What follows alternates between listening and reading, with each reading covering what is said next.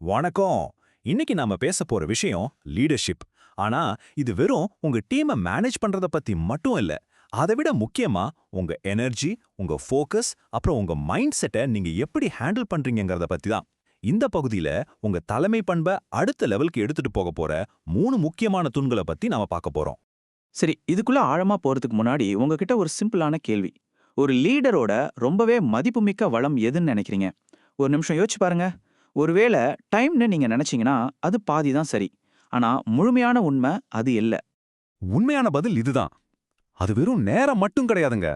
அது உங்களுடைய நிர்வகிக்கப்பட்ட ஆற்றல், உங்க மனநிலை, அப்புறம் உங்க கவனம். இந்த 3 பவர்ஃபுல்லான விஷயங்களையும் ஒரு லீடர் எப்படி கையாள்றாரோ அதுதான் ஒரு சாதாரண பெர்ஃபார்மன்ஸுக்கும் ஒரு அசாதாரண வெற்றிக்கும் இருக்கிற வித்தியாசத்தையே தீர்மானிக்குது. வாங்க, நம்ம பயணத்துல என்னவெல்லாம் பார்க்க போறோம்னு ஒரு சின்ன அவுட்லைன் பார்த்துடலாம். முதல்ல நம்ம மைண்ட் செட்டை எப்படி மாஸ்டர் பண்றது, ரெண்டாவது நம்மளோட வழிமுறைய அதாவது மெத்தட எப்படி மாஸ்டர் பண்றது, மூணாவது அந்தந்த முக்கியமான தருணங்களை எப்படி மாஸ்டர் பண்றது, கடைசியா இந்த எல்லா கொள்கைகளையும் எப்படி நம்ம அன்றாட பழக்கத்துக்கு கொண்டு வர்றதுன்னு பார்க்கலாம். ஓகே, நம்மளோட தோணுக்குள்ள போகலாம். உங்க மைண்ட் செட்டை மாஸ்டர் பண்றது இதுதான் ஃபவுண்டேஷன். ஏன்னா ஒரு சிறந்த தலைமை பயணம் எப்பவுமே உங்களுக்கு உள்ள இருந்து தான் ஆரம்பிக்கணும். உங்க உள் உலகத்தை நீங்க எப்படி நிர்வகிக்கிறீங்களோ அதுதான் நீங்க வெளி உலகத்துல ஏற்படுத்துற தாக்கத்தை நேரடியா முடிவு பண்ணும்.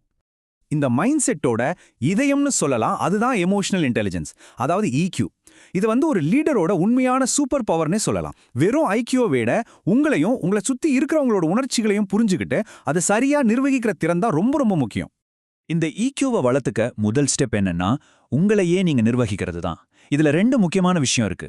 ஒன்னு செல்ஃப் அவேர்னஸ், அதாவது உங்க உணர்ச்சிகள், உங்க பலம் எது உங்களை கோவப்படுத்துதுன்னு தெரிஞ்சுக்கிறது. ரெண்டாவது செல்ஃப் ரெகுலேஷன், ரொம்ப டென்ஷனான நேரத்துல கூட உங்க உணர்ச்சிகள் உங்களை கண்ட்ரோல் பண்ணாம நீங்க அதை கண்ட்ரோல் பண்றது. அடுத்தது ரொம்ப பவர்ஃபுல்லான ஒரு ஐடியா, வளர்ச்சி மனப்பான்மை. அதாவது தோல்விகளை ஒரு முட்டுச்சந்தா பார்க்காம அதிலிருந்து கத்துக்கிற ஒரு டேட்டாவா பார்க்கணும். வர சவால்களை வளர்றதுக்கான வாய்ப்புகளா ஏத்துக்கணும். இதை நீங்க செய்யும்போது உங்க டீமும் தோல்விகளை பத்தி பயம் இல்லாம பேச ஆரம்பிக்கும். அப்பதான் உண்மையான வளர்ச்சி. Okay, mind set ready. இப்போ நம்ம 2வது தூணுக்கு போகலாம், உங்க வழிமுறைய மாஸ்டர் பண்றது. ஏன்னா நல்ல யோசிச்சா மட்டும் போதாது இல்லையா?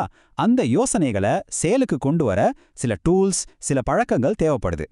முன்னுரிமை, அதாவது ப்ரையாரிட்டி பத்தி இந்த ஓமை சூப்பரா சொல்லுது.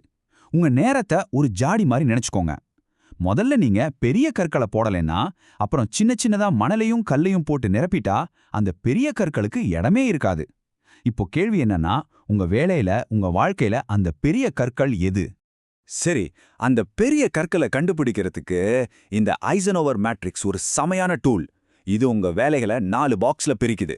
ஒருவேளை ரொம்ப அவசரமா முக்கியமானதா இருந்தா அதை உடனே செஞ்சிடுங்க.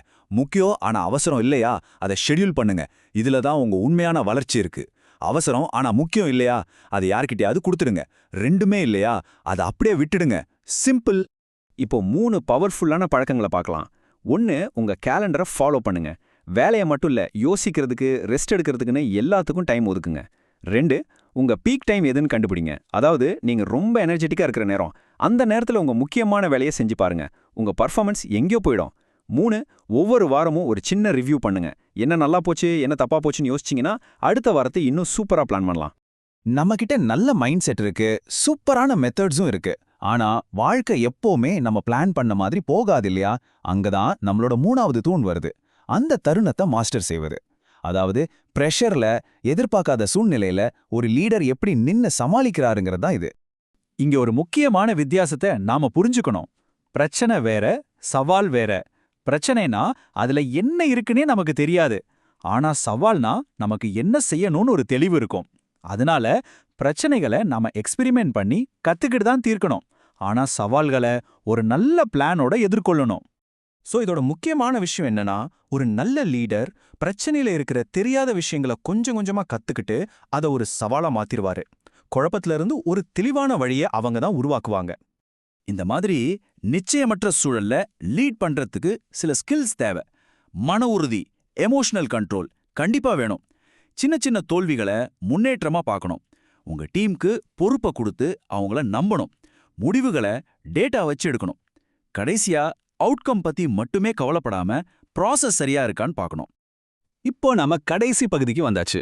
இந்த எல்லா கொள்கைகளையும் எப்படி ஒன்னா சேர்த்து நம்மளோட அன்றாட வேலைக்கு கொண்டு வர்றது, இந்த 3 தூண்களையும் எப்படி ஒரு பவர்ஃபுல்லான லீடர்ஷிப் பிலாசபியா மாத்துறதுன்னு பார்க்கலாம். மறுபடியும் சொல்றேன், நல்லா ஞாபகம் வச்சுக்கோங்க.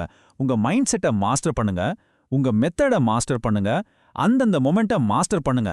இதுதான் ஹை இம்பாக்ட் லீடர்ஷிப்போட அந்த 3 அசைக்க முடியாத தூண்டன்கள்.